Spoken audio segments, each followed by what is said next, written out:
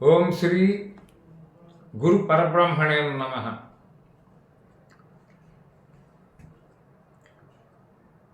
ఈశ్వరో గురురాత్మేతి మూర్తిభేద విభాగినే వ్యోమవద్వ్యాప్తదేహాయ దక్షిణామూర్తయే నమః. భగవత్ స్వరూపులైన భక్తవరులందరికీ నా హృదయపూర్వక నమస్సుమాంజలులు. శ్రీ భగవాన్ మంగళాశీస్సులు. శ్రీ శ్రీ శ్రీ యోగి వేమన పద్య తత్వామృతం.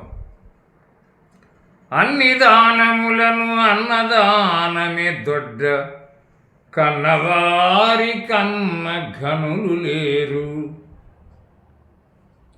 ఎన్న గురుని కన్న ఎక్కువ లేదయా విశ్వదాభిరామ వినురవేమ. సర్వజ్ఞయోగి పరమానంద భోగి విను. దానములన్నింట ఆకలి బాధను బాపి కడుపు చల్లబరిచే ప్రక్రియతో కూడిన అన్నదానం కంటే గొప్ప కార్యం అంటూ లేదు.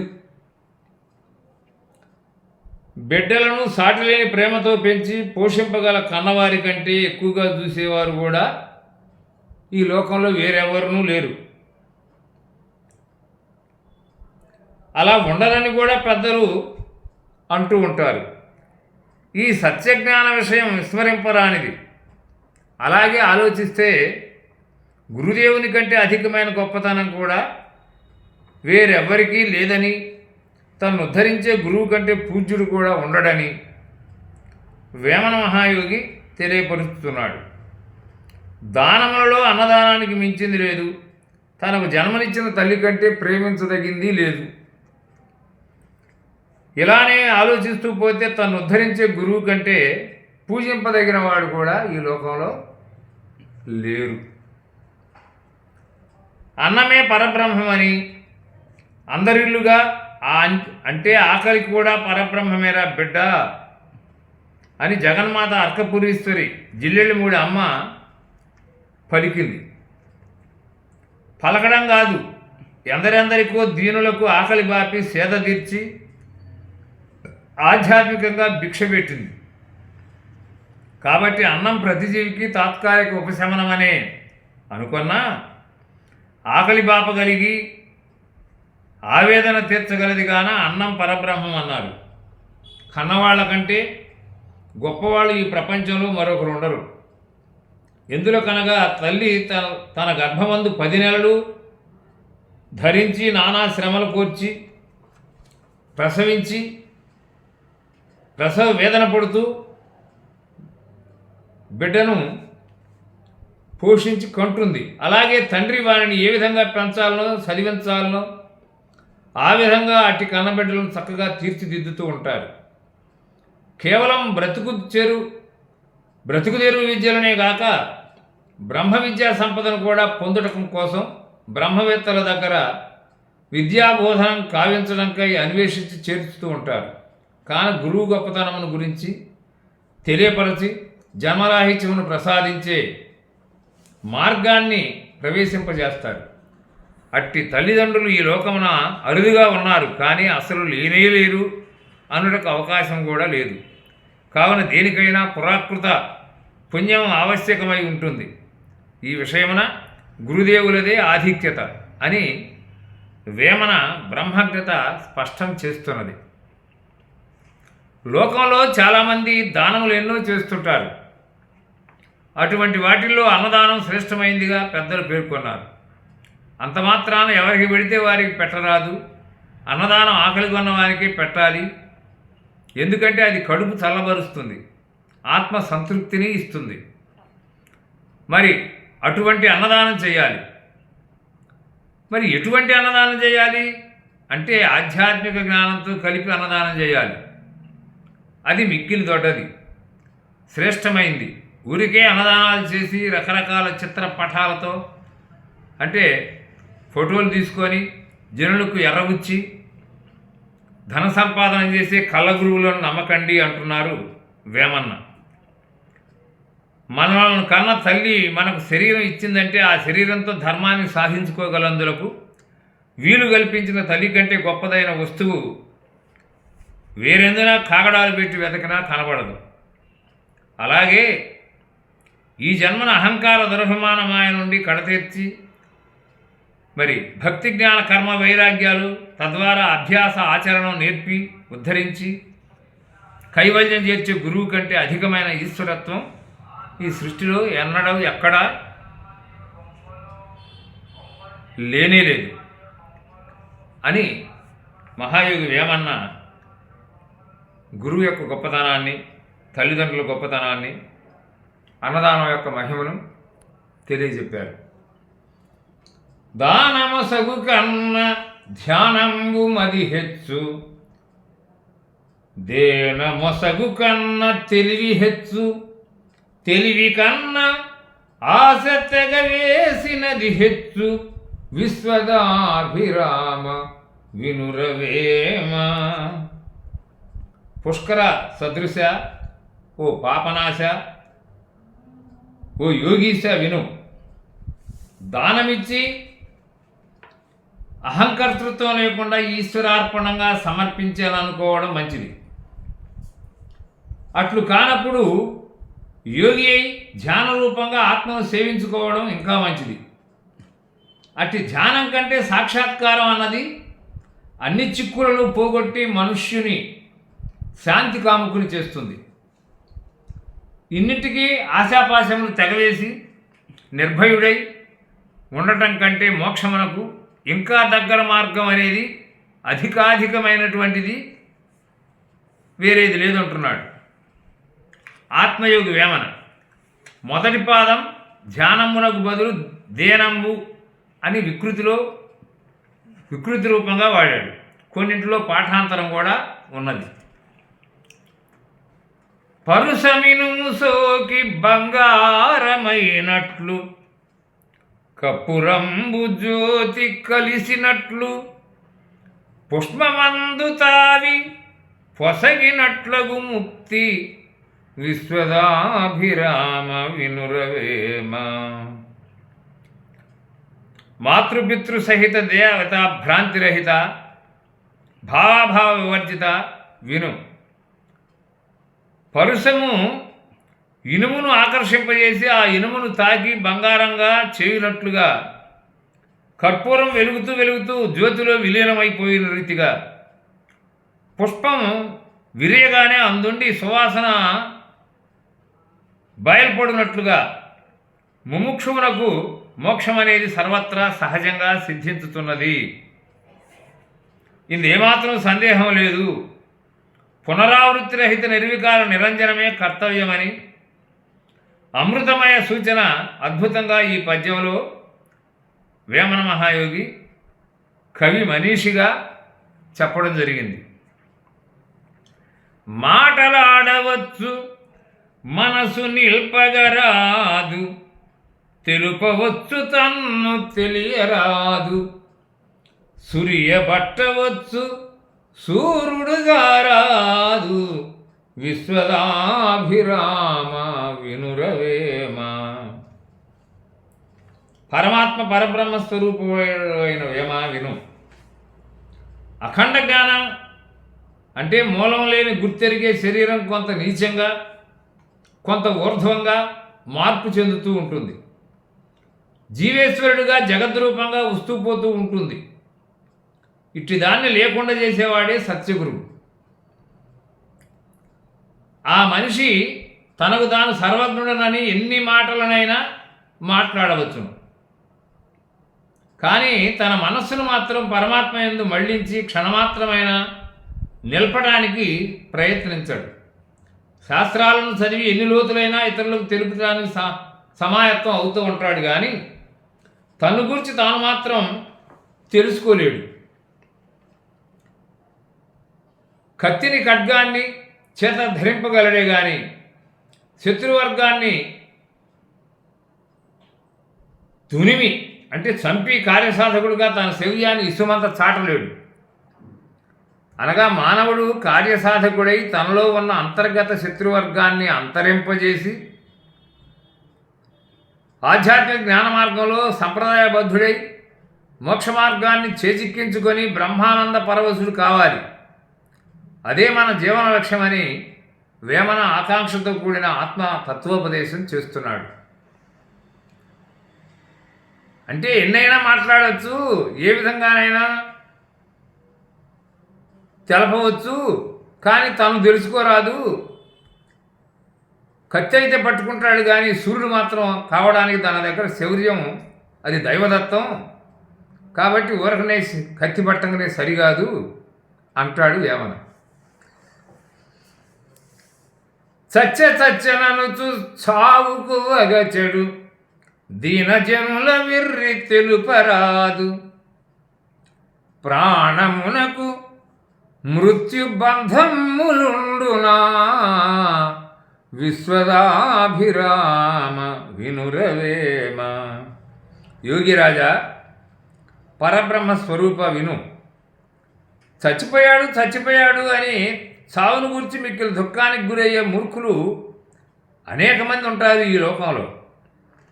వాళ్ళను గురించి జాలిపడి తెలియజేయడానికి ఏ విశేషం కూడా లేదు.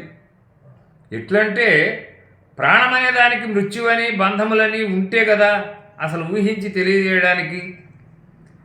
కాబట్టి మూర్ఖత్వం కాదు కావలసింది, దాన్ని అధిగమించగలిగే స్థితి సంపాదించాలి, ఆ దుఃఖాన్ని లేకుండా చేసుకునే మార్గం వెతకాలి అంటాడు అని వేమన సువిచార బుద్ధితో వేదసారం నివేదనం చేస్తున్నాడు. ప్రాణం పోయిందని జీవుడు వెళ్ళిపోయాడని పామరులైన లోకులు అనుకుంటూ ఉంటారు తప్ప వేమన దృష్టిలో జీవుడు ఈశ్వరుడే, ప్రాణి దేవుడే, కాన మృత్యు అనేది ఎక్కడుంది అంటాడు. రాకపోకలు ఇవ్వంటాడు. మరి అతడు ఉత్త జడస్వరూప దేహం కాదు, దేహిసుమా తెలుసుకోమంటాడు. కరక కాయలు దీని కాషాయ వస్త్రముల్ బోడి నెత్తిగలిగి బొరయుచుందురు, తలలు బోడులైన తలపులు బోడులా విశ్వదాభిరామ వినురవేమ. దిక్కాలాద్యనవ చిన్నానంత చిన్మాత్రమూర్తి విను.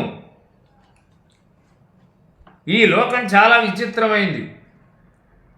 చింత వింత వింత వింత పోకడలతో దర్శనం అవుతూ ఉంటుంది.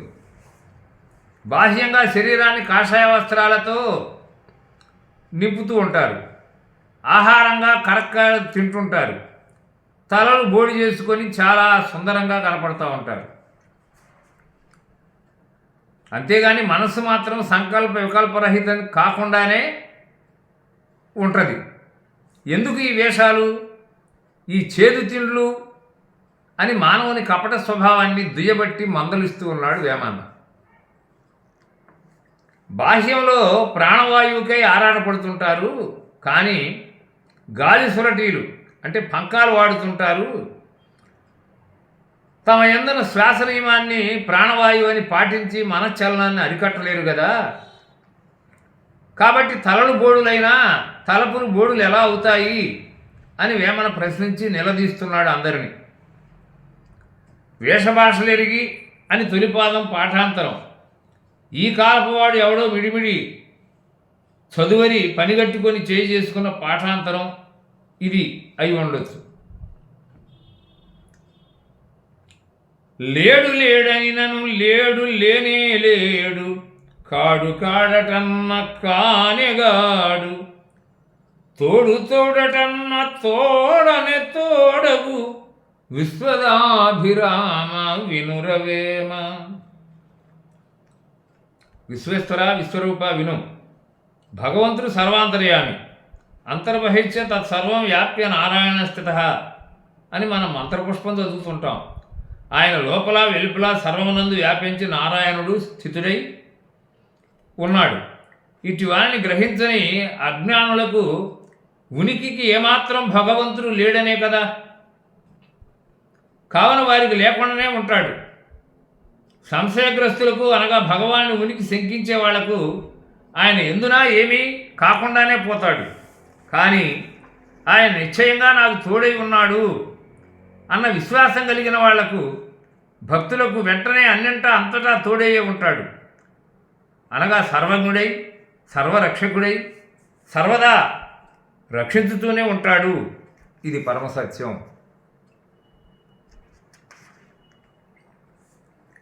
మనసులోనయున్న మర్మమంతనెరింగి స్థిరము చేసి ఆత్మతేటపరచి ఘటము నిల్పవలయు ఘనతలింకేటికి